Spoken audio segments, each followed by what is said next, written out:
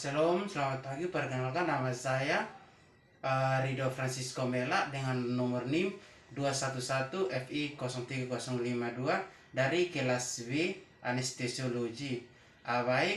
Dalam video kali ini saya akan melakukan pemeriksaan fisik muskuloskeletal.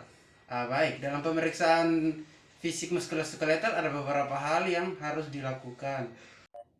Yang pertama, melakukan anamnesa pada pasien yang mengalami kelainan muskuloskeletal atau kidal. Yang kedua, melakukan pengkajian khusus pada pasien yang mengalami ortopedi. Yang ketiga, melakukan pengkajian berdasarkan regional muskuloskeletal.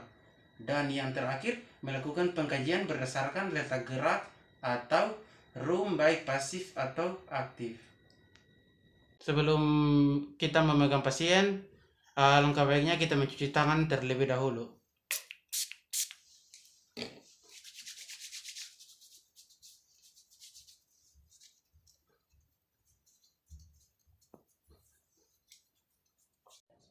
Selamat pagi, Pak. Selamat pagi.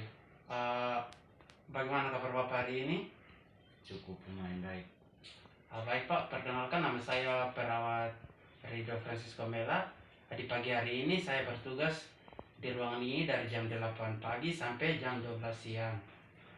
Baik, Pak, boleh saya tahu nama Bapak dan umur Bapak? Nama saya Okran, umur 20 tahun. Permisi, Pak. Saya lihat di dalam tangan dulu, Pak. Ya, sudah benar. Baik, Pak, sesuai kesepakatan kita kemarin, di pagi hari ini saya akan melakukan tindakan pemeriksaan muskuloskeletal dan integumen dengan tujuan untuk mengetahui apakah ada gangguan pada otot Bapak atau kelainan pada tulang Bapak. Sebelum itu, apakah ada yang ingin ditanyakan, Pak? Tidak ada. Selanjutnya kita ke pemeriksaan anamnesa dengan mengkaji nyeri dengan menggunakan teknik PQRST. Yang pertama yaitu P. Tanyakan apakah ada nyeri. Penyebab terjadinya nyeri itu karena apa ya, Pak? Karena satu. Yang berikut yaitu Q.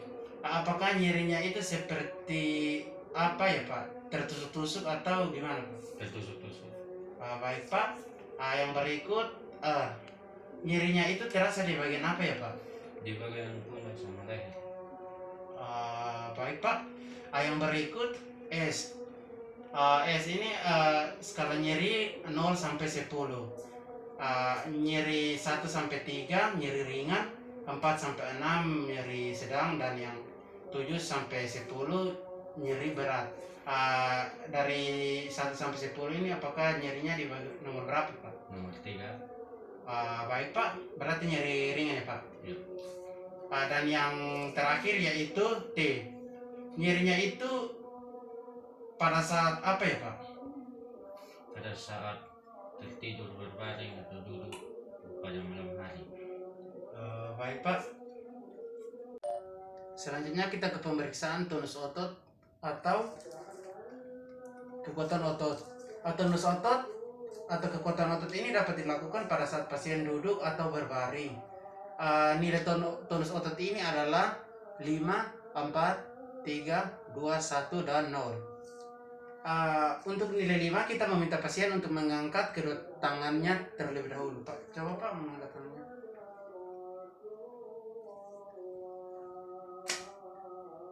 Untuk nilai 5 ini pasien dapat melawan gravitasi dan dapat melawan tekanan.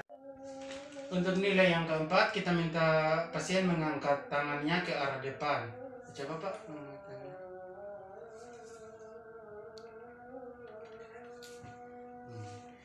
Pasien dapat melawan gravitasi tapi tidak bisa melawan tekanan. Jika pasien tidak dapat melakukan gerakan sama sekali, tidak dapat melakukan tekanan atau gravitasi, itu nilainya 0. Jika kita mendapatkan nilai 210, maka kita akan melakukan pemeriksaan atrofi otot. Untuk melakukan pemeriksaan atrofi otot ini kita cek terlebih dahulu tangan kita atau tangan pemeriksa cara kita memegang lengan kita gini, kemudian kita tekukan. Selanjutnya kita lakukan pada pergelangan pasien. Permisi ya Pak.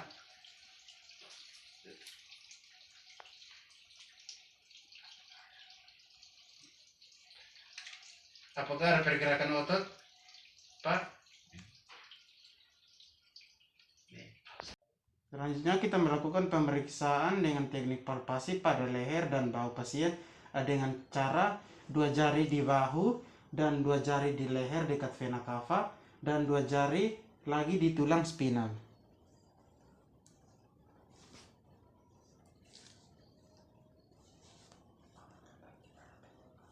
Baik, tidak ada pembengkakan.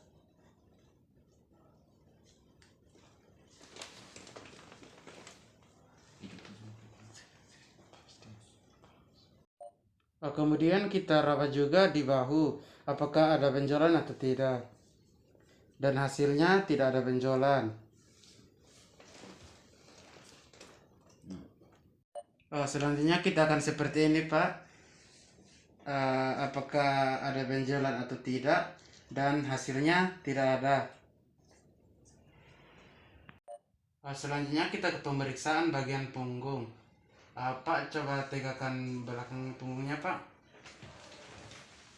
Kita meraba apakah ada benjolan atau tidak, dan hasilnya tidak ada. Dan kita melihat apakah punggung pasien ini miring ke kanan atau ke kiri, dan hasilnya normal. Selanjutnya kita ke pemeriksaan rendang gerak dengan menyuruh pasien untuk mengangkat kepala pasien ke atas dan ke bawah. Baik Pak, coba mengangkat kepalanya ke atas dan bawah Pak.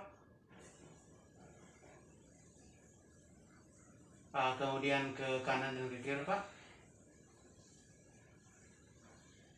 Baik Pak, sudah bagus. Selanjutnya kita ke pemeriksaan siku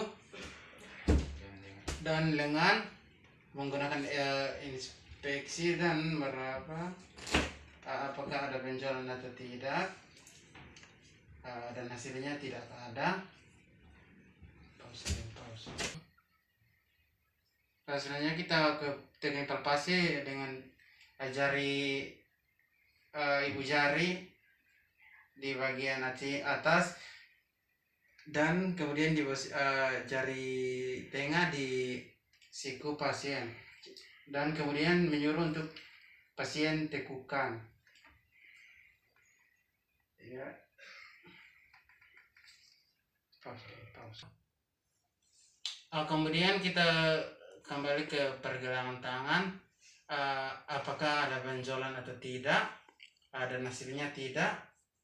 Kemudian menyuruh pasien, coba Pak menggerakkan tangannya Pak. Ya baik Pak, sudah bagus. Selanjutnya kita mengukur panjang kaki kanan pasien dan kaki kiri pasien. Kita ukur dari malleus ke sias.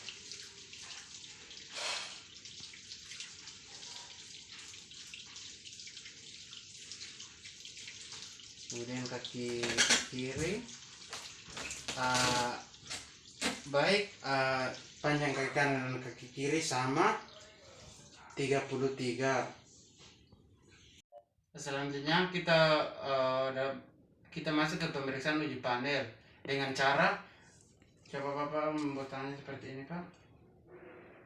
Baik, pemeriksaan ini Bapak menahan tangan selama 1 menit. Jika ada pegal-pegal di daerah sini berarti normal. Sedangkan kalau di bagian lengan kalau terjadi kesemutan berarti harus kita patut dicurigai. Baik, selanjutnya kita ke pemeriksaan refleks lutut. Baik Pak.